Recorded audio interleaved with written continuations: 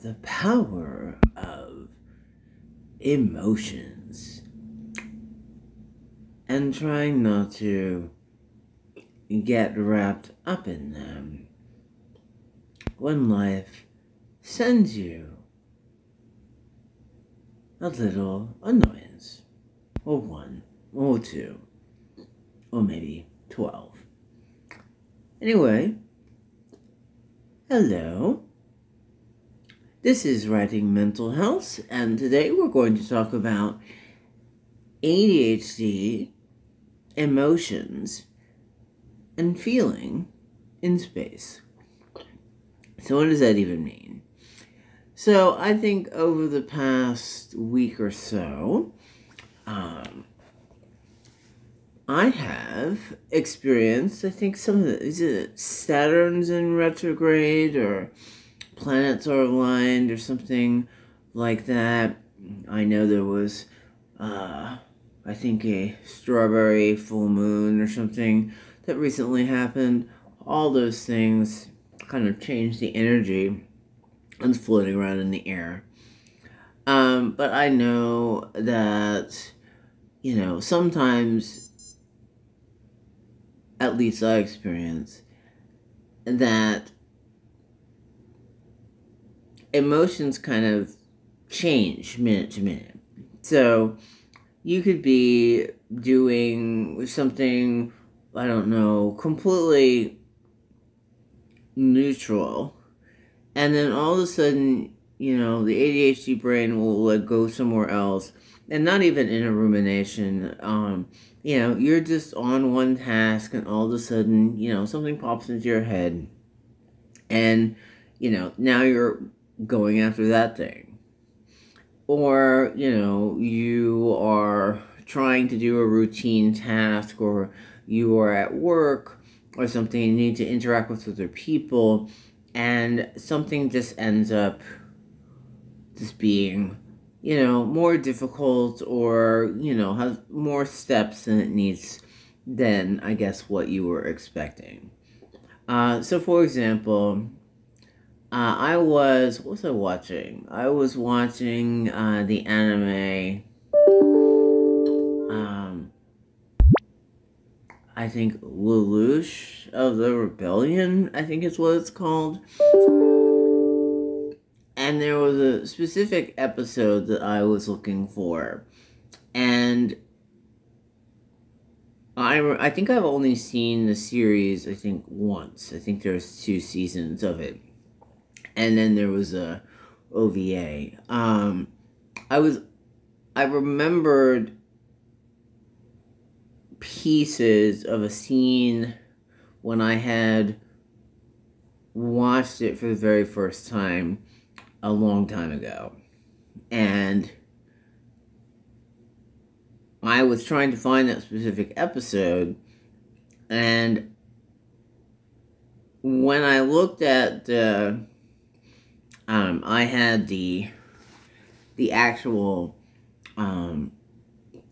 DVDs for the series, and I think the first series had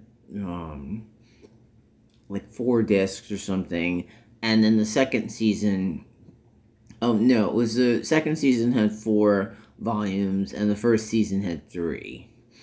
And I hadn't seen it in a long time, and I think in the past, I made the assumption that because the second season had 4 discs, that would mean that the first season would have 4 discs.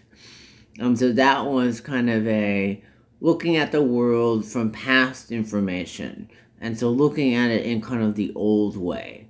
Well, the first season only had 3 discs. I did not have 4. And so already I'm approaching it with, the wrong information that had been a guess. I didn't know. And I was like looking around trying to find this 4th disc for the first season and trying to insist that it was there, and it never existed until I actually, started watching the first disc of the second season and realized that what I was looking for was actually in the second season. So I did not have enough information to make a decision, and the information that I did have was old, because it had been a while since I'd seen it, and it was incorrect. And so that set off me trying to answer a question with the wrong information, and of course, sending myself down an ADHD rabbit hole of looking for a fourth, disc that didn't exist. And so I think this kind of leads into ADHD and emotions. And a lot of times this affects also our communication. And so, when something is overly frustrating, or at least for me, when I'm trying to communicate and it's difficult, because sometimes, I put my foot in my mouth, and it causes issues in gaining rapport with people. And even if something is very simple, or you're dealing with customer service or other people, it's sometimes easier for me to deal, one-on-one with people than it is to deal in group situations. And I think some of that is just, I'm a writer and I'm an introvert, but it's just different personalities. And I know a lot of times, as someone with, Asperger's, that I am not big on change, because it does affect the routine, but as long as that routine can be adapted, then it becomes less of a challenge. And so I know that sometimes in certain situations, especially when you're working on, trying to stay positive and, reducing the amount of negative self-talk and things like that, that while you're actively working on that and trying to maintain and stay in a place of calm, and that requires sometimes, saving your energy and recharging and, just being quiet, and sometimes you have to withdraw because there's so much noise in the world that you just have to kind of go sit down, turn off the lights in kind of a dark space and just recharge and let all that mental noise go away. And so sometimes that is like feeling in space, and it helps you to calm down some of the emotional turmoil that may sometimes occur. And I know that when things for me get just a little bit frustrating, that, as somebody with, that executive function issue, being neurodivergent, that it takes a little bit more energy to return back to calm, especially in frustration.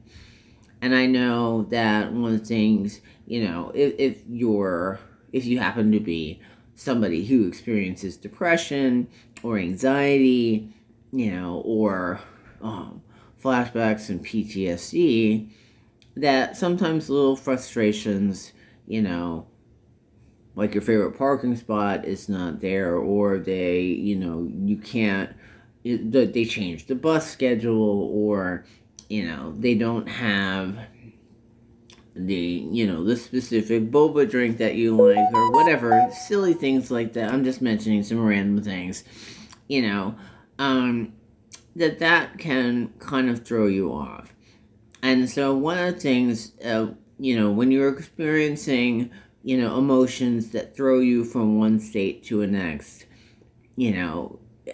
it's sometimes good to step back and to understand and look at it. If you're having a reaction like that, are you actually reacting to what's happening, or is this triggering some type of, wound from childhood that's still open, and there's some shadow work that still needs to be done? And so what I would suggest, and this happens for me, and it helps me to take a step back and to understand that, frustrations pass. It's not something that you're going to sit in forever. And, if you take a step back and just think try to take it less personally. It may help you to look at the frustrating task or what is happening, and take a step back and try to see it, as something that's temporary, something that will pass, and that you don't have to stay in that feeling. Once you are, removed from that activity that was ending up frustrating you, then you can, from an outside perspective, look more at it and determine what was going on. And I know that can help you be less reactive.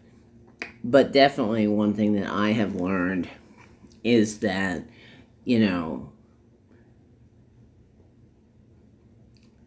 having kind of a mind that can be very passionate about things, and can also, be stimulated, so everything ends up being boring, and that the ADHD mind is always trying to find something stimulating enough so it activates, so you have the motivation to do things. And I know that also can cause a lot of ups and downs in emotions, at least for me. And so one of the things, if you are doing something and all of a sudden, you get incredibly frustrated and, it gets emotionally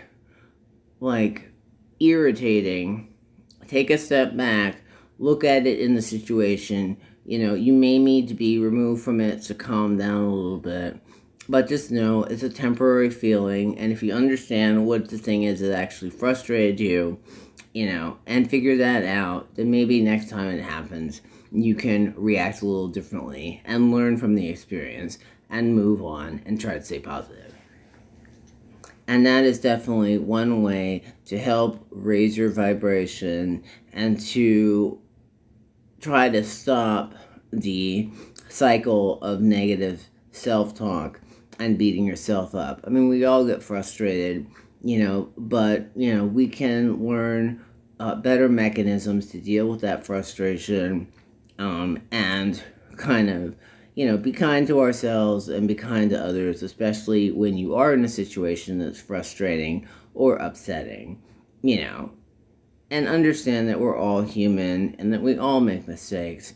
And as long as we learn from them and move forward, that we're making progress and showing ourselves self-care and self-love. Thanks.